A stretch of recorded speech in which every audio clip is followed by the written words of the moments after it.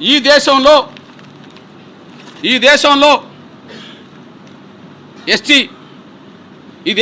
ST parliament ద్వారా రాష్ట్రపతి గుర్తించింది. ఆర్టికల్ 341 ప్రకారంగా ఎస్సీలను, 342 చట్టపరంగా ఎస్సీలను గుర్తించిండ్రు. అంటే రాజ్యాంగంలో చట్టాలు పక్కపక్కనే ఉన్న ఎస్సీ లాగానే మనం ఎస్సీ యాక్ట్ అంటాం కదా, అట్లనే ఎస్సీ ఎస్టీలో ఎవరు అనే దానికి ఆర్టికల్ 341 ఎస్సీలను గుర్తించింది, 342 ఎస్సీలను గుర్తించింది. ఇంతే. ఓకే, 341 ఎస్సీలకు మాత్రం మీరు హిందువులు అవుతేనే రిజర్వేషన్లు ఎస్సీ హోదా ఉంటుంది.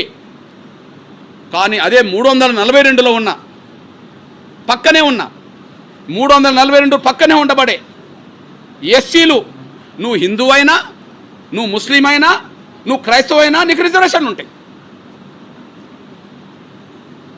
ఇదేంటి ఇక్కడ ఉన్నది కదా. నా ఎస్టీ సోదరుల రిజర్వేషన్లు ఇక్కడ 6% ఉన్నారు, ఆంధ్రప్రదేశ్లో 6% ఉన్నది. నేనంటున్నా 6% ఎస్టీ రిజర్వేషన్లో గిరిజనులో క్రైస్తవులు అసలే లేరంటమా? గిరిజనులో క్రైస్తవులు లేరంటమా? ఉన్నారు కదా. మరి వాళ్లకు క్రైస్తవులైనా వర్తిస్తున్నది కదా, వాళ్ళకు క్రైస్తవులైనా వర్తిస్తున్నది కదా. ఓకే,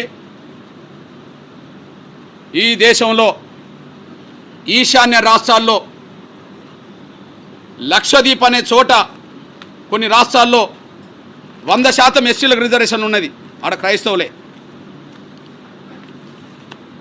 మణిపూర్, మేఘాలయ, మిజోరాం, నాగాలాండ్ ఈ చోట్ల 34, 80, 80, 80, 22% రిజర్వేషన్లు ఉన్నాయి.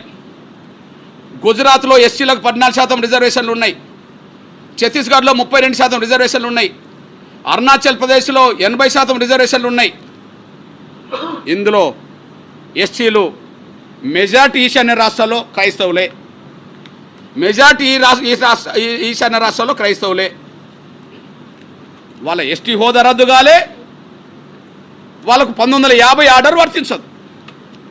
వాళ్ళకి ఎస్టీ హోదా రద్దు కాలే, 1950 దానికి వాళ్ళకు వర్తించదు. ఎస్సీ పక్కనే ఉంటుంది. ఆర్టికల్ 341, 342 ఎస్సీ చట్టం కూడా అట్లనే అనిపిస్తుంది.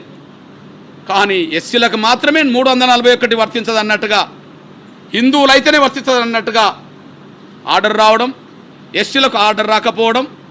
అంతేకాదు, నేను అంటున్నా ఈ రాష్ట్రంలో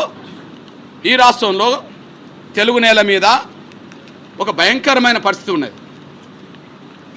ఒక పేద దళిత వర్గాలకు సంబంధించిన క్రైస్తవ పాస్టర్లు, ఒక పేద మాదిగా ఇతర దళిత వర్గాలకు సంబంధించిన క్రైస్తవ పాస్టర్లు వాళ్ళు నమ్ముకున్న విశ్వాసం మేరకు ఆర్టికల్ 25 ఇచ్చిన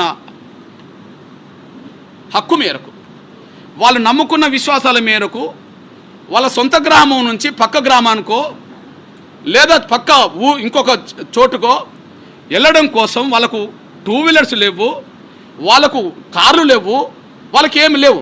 కానీ ఒక పేద దళిత క్రైస్తవులకు సంబంధించిన వాళ్ళేమో ఒక పాస్టర్ అవుతే అతను తమ విశ్వాసాల మేరకు చేతిలో బైబిల్ పట్టుకొని సైకిల్ పోతుంటే మీరు అన్యమత ప్రచారం చేస్తుండని చెప్పి వాళ్ళని అడ్డుకొని బైబిల్ జించేసి వాళ్ళని కొట్టడం, వాళ్ళని అవమానించడం, తిప్పి పంపడం జరుగుతుంది. ఒక పేద దళిత క్రైస్తవులు వాళ్ళకు కార్లుంటే సైకిల్ మీద ఎందుకు పోతారు? వాళ్ళకు 2 వీలర్లు ఉంటే సైకిల్ మీద ఎందుకు పోతారు? మోటార్ సైకిల్ ఉంటే. ఒక పేద దళిత క్రైస్తవులకు సంబంధించిన వాళ్ళను వేధిస్తున్నారు.